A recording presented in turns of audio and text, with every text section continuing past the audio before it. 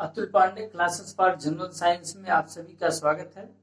जैसा कि आप सभी को पता है कि हमारे चैनल के माध्यम से, हमारे क्लास के माध्यम से विभिन्न प्रतियोगी परीक्षाओं को ध्यान में रखते हुए जनरल साइंस की class, important class point wise आपको प्रोवाइड कराई जा रही है, जो हमें उम्मीद है कि निश्चित ही आपके लिए हेल्पफुल होगी, निश्चित ही आपके लिए महत्वपूर्ण होगी। चलिए तो उसी क्रम में हम आगे बढ़ते हैं। हम लोग पीछे क्लास किए थे अक्रिय गैसों के बारे में। अक्रिय गैसों के बारे में जाना था कि अक्रिय गैसें हैं क्या, अक्रिय गैसें हैं क्या, अक्रिय गैसों का पोजीशन आवर्त सारणी में है क्या, अक्रिय गैसों की पोजीशन आवर्त सारणी में है क्या। फिर उसी अक्रिय गैस में अक्रिय तत्वों के बारे में पढ़ रहे थे, जिसमें हीलियम के बारे में हम लोगों ने पीछे पढ़ा था। आगे आज अगले अक्रिय तत्व के बारे में पढ़ते हैं, और अगला अक्रिय तत्व है हमारा नियॉन। ठीक है, अगला अक्रिय तत्व क्या है? नियॉन। अक्रिय तत्व नियॉन के बारे में बात करते हैं। तो नियॉन के बारे में बात करें तो नियॉन का जो परमाणु क्रमांक है 10 और परमाणु भार कितना है नियॉन का? 20। ठीक है, परमाणु क्रमांक 10 और परमाणु क्रमांक क्या है? 20।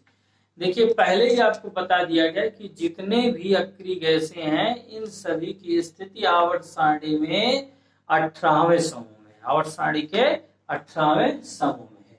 लेकिन इनका जो आवर्त ऊर्जा स्तर क्या है, इनके इलेक्ट्रॉनिक विन्यास को जान ले। यदि हीलियम का इलेक्ट्रॉनिक विन्यास,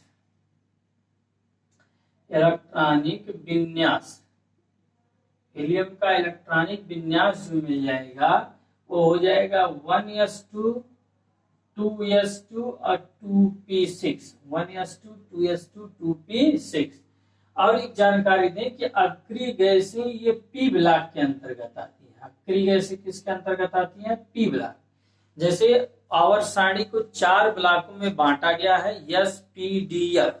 ठीक है, सबसे बाई तरफ 2 ग्रुप, पहला और दूसरा ग्रुप को क्या है? एस ब्लॉक बोला गया है।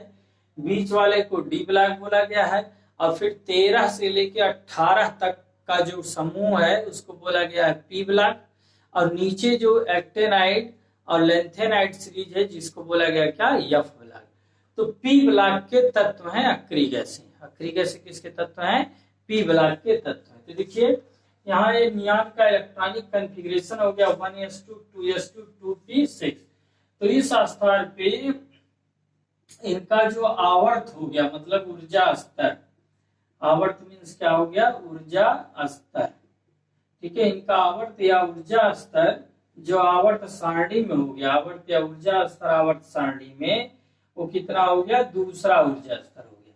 मीन्स दूसरे आवर्त में मिलेगा। किसे मिलेगा? दूसरे आवर्त में, दूसरे ऊर्जा स्तर में हमें प्राप्त होगा। तो ये थी इसके बारे में क्या? नियॉन की स्थिति थी आवर्त सारणी में।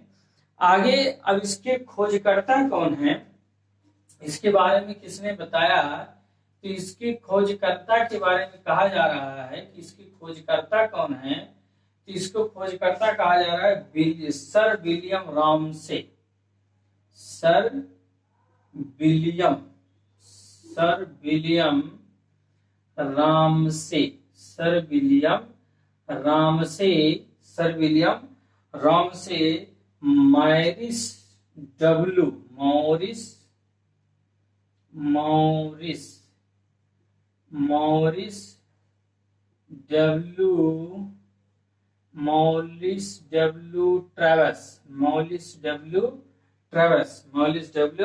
ट्रेवेस इसके कौन है? खोज करता है। सर विलियम रामसे और मॉरिस डब्ल्यू ट्रेवेस नियॉन के खोजकर्ता कहलाते हैं या के रूप में जाने जाते। इनकी विशेषता क्या है? नियॉन की विशेषता तो गैस है भाई। गैस होता क्या है? ज्यादातर रंगहीन गैस होती है, स्वादहीन गैस होती है। ठीक है, तो विशेषता के बारे में लिखते हैं तो रंगहीन, गंधहीन, स्वादहीन गैस है। रंगहीन, गंधहीन, स्वादहीन गैस, रंगहीन, गंधहीन, स्वादहीन गैस है कौन? नियॉन। इसके उपयोग की बात कर लें, उपयोग क्या होता है इसमें, तो उपयोग की बात करें तो नियॉन लैंप जानते ही हम लोग, नियॉन लैंप छोटी छोटी एलईडी नियॉन की आती है बनाने के रूप में, या फिर डिस्चार्ज ट्यूब में, प्लाज्मा ट्यूब में इसका प्रयोग किया जाता है, किसका, नियॉन का, ठीक है, नियॉन गैस का, ठीक। तो इसके प्रयोग बोला जाता है तो कहा जाता है टेलीविजन और प्लाज्मा ट्यूब में, ठीक है, टेलीविजन व प्लाज्मा ट्यूब में, टेलीविजन व प्लाज्मा ट्यूब में इसका प्रयोग किया जाता है, टेलीविजन और प्लाज्मा ट्यूब में इसका प्रयोग किया जाता है। नियॉन लैंप में प्रयोग किया जाता है, किसमें प्रयोग किया जाता है भाई, नियॉन लैंप में, नोट करते रहिएगा, बहुत ही इंपॉर्टेंट जानकारियां, ऐसे पूछा जाता है कि टेलीविजन और प्लाज्मा ट्यूब में कौन सी अक्रिय गैस का प्रयोग किया जाएगा, नियॉन लैंप में कौन सी अक्रिय गैस का प्रयोग किया जाता है, तो जानते रहिएगा किसका, नियॉन का, ठीक है। एडवर्टाइजिंग साइन बोर्ड जो होते हैं,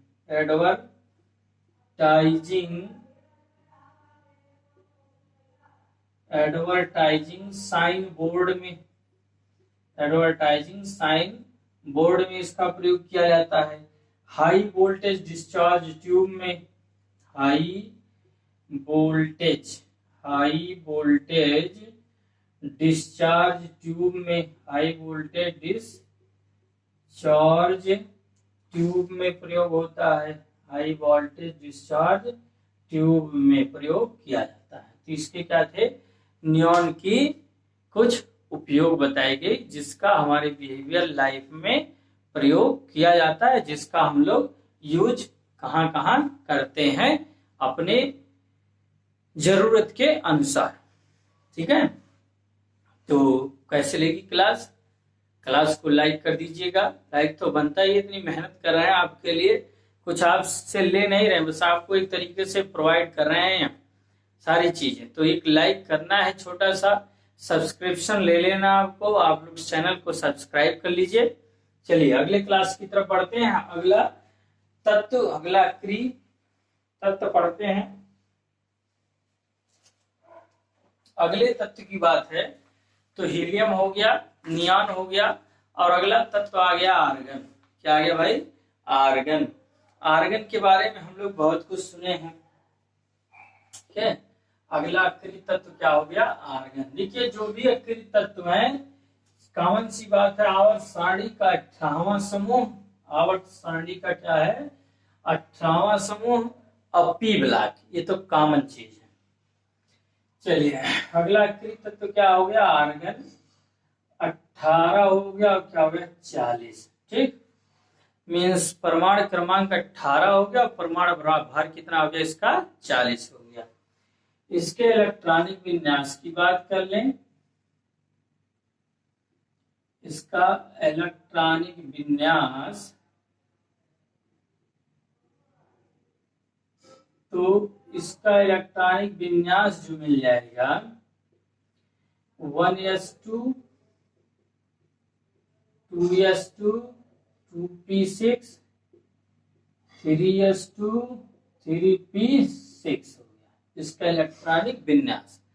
तो इस इलेक्ट्रॉनिक विन्यास के आधार पर इसका आवर्त पीरियड, मतलब इसका एनर्जी लेवल, ऊर्जा स्तर क्या मिल गया, इसका ऊर्जा स्तर मिल गया 3, ठीक है, तीसरे स्थल में पहुंच गया, तीसरे ऊर्जा स्तर में पहुंच गया, तो इसका ऊर्जा स्तर क्या मिल गया, 3 मिल गया, ठीक है, आर्गन का।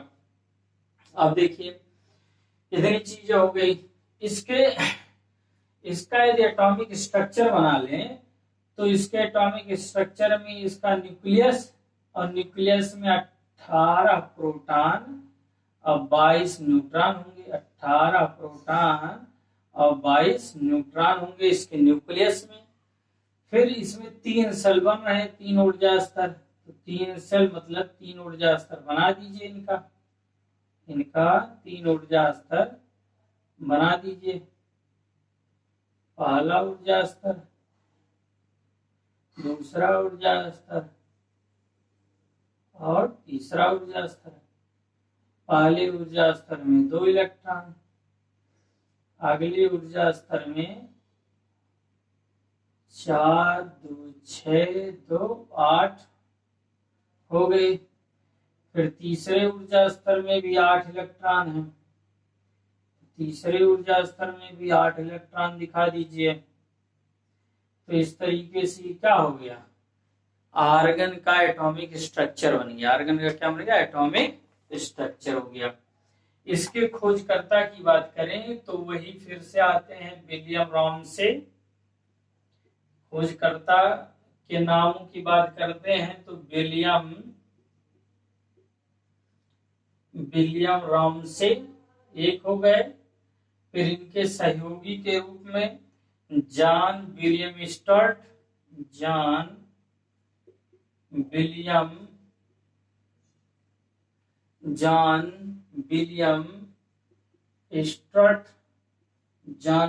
स्टर्ट और रेले, जॉन विलियम स्टर्ट और रेले।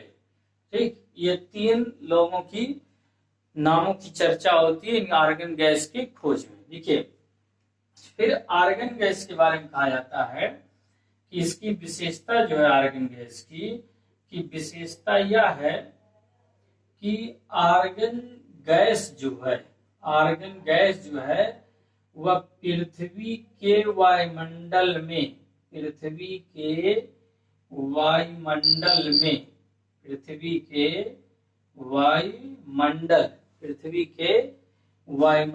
में ऑक्सीजन नाइट्रोजन के बाद पाया जाने वाला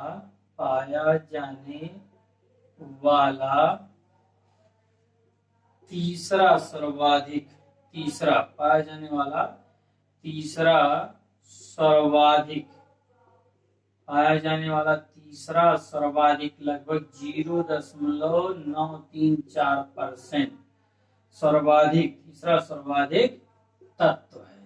ठीक है, मतलब हमारे वायुमंडल में नाइट्रोजन कितना पाया जाता है पता होगा आपको, 1 मिनट। हाँ, हमारे वायुमंडल में नाइट्रोजन की मात्रा कितनी है, 78%। ऑक्सीजन की मात्रा कितनी है, 21%, बचा 1%। तो 1% में कहा गया कि आर्गन की जो मात्रा है वो आर्गन 0.934%, मतलब सर्वाधिक मात्रा में आर्गन पाया जाता है।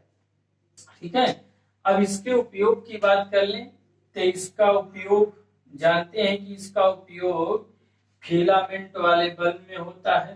फिलामेंट बल्ब में निष्क्रिय वातावरण तैयार करने में। ठीक है, फिलामेंट बल्ब में जो पहले वाली बल्ब आती थी, निष्क्रिय वातावरण तैयार करने में, निष्क्रिय वातावरण बनाने में, निष्क्रिय वातावरण बनाने में,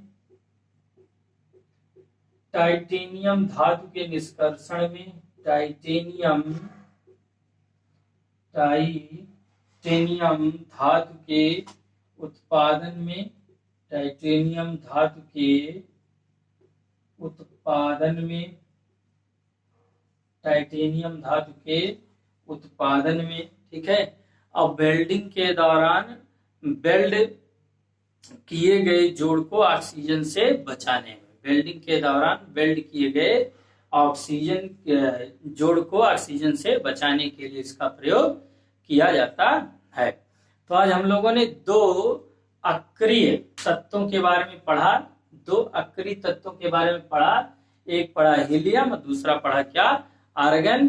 तो इसके बारे में आपको जानकारी प्रोवाइड की। हमें उम्मीद है कि आपको निश्चित ही जानकारी अच्छी लगी होगी। तो क्लास को लाइक कर दीजिएगा, नोट्स तैयार कर लीजिएगा, शेयर कर दीजिएगा। चैनल सब्सक्राइब ना किए हो तो चैनल को सब्सक्राइब कर लीजिए। फिर अगले